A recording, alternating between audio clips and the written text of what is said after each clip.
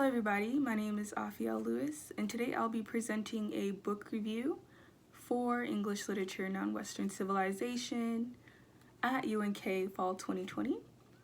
The book of my choice today is A Long Walk to Water by Linda Sue Park. I have my notes here with me to help guide me through this presentation. The book A Long Walk to Water is about the journey of Salfa and Naya through the times of the Civil War in South Sudan. The story was published in 2010 by Linda Sue Park, who is a Korean-American author. The story itself dates back to 1985 South Sudan and leads into the early 2000s. As Salfa walks with his group of lost boys and seeks refuge in the neighboring countries, along with Naya, a young girl who is collecting water for her family in different ways. The story of Naya in A Long Walk to Water shows and describes the challenges of what it was like getting clean water in South Sudan. Now I'm going to be answering some of the questions from our rubric. The first question is, what did I enjoy about this story? I enjoyed that this book is a true story. It is also relatable to me because I understand the culture of it. For example, while Salfa was taking care of the livestock with his brothers for their dad, they would play around and build tiny toys from mud and kind of like build mini cows and just play. Or even when he would get home, he would drink a bowl of milk to stay full.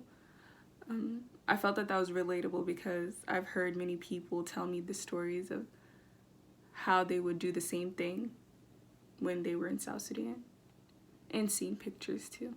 What I gained from this story is being able to somehow take a walk in the footsteps of a lost boy and the story of Naya and what they had to do to make it out of this crisis in the Civil War in South Sudan. So in the story, it goes that Salfa's a young boy who's in class. Just a brief description of, of the stories. Salfa's in class and the rebels attack his class in his village, where he was at, the area. And from then on, he meets a group of lost boys, and they were going to Ethiopia, but they couldn't make it there. And he also met his uncle who was leading their group. On their journey, they were struggling to survive with food and water, but they end up having to turn around from going to Ethiopia, and they go to Kakuma, Kenya. And they knew that there was going to be a refugee camp there. And this is the story of many people from South Sudan, so it's interesting that being able to read this, I was able to take a footstep. And when they went to Kakuma, Salfa gets there, and now he's living there, and he gets put on a list to come to America. And that was a short way of saying I was able to take a footstep through his journey as a lost boy. Along with Naya, like picturing having to carry water back and forth every day, or going to a well and there's nothing there. That's kind of interesting to me because this is a true story of people from my country. The next question is anything I did not enjoy of this story. What I did not enjoy is that how war-torn the country is, and that is the leading problem to refugees and many crises like famine and illnesses and disease and not having doctors. And for example, Naya's sister was drinking dirty water and there wasn't a doctor near, so that's not really enjoyable. The next question is, what is disturbing about this story?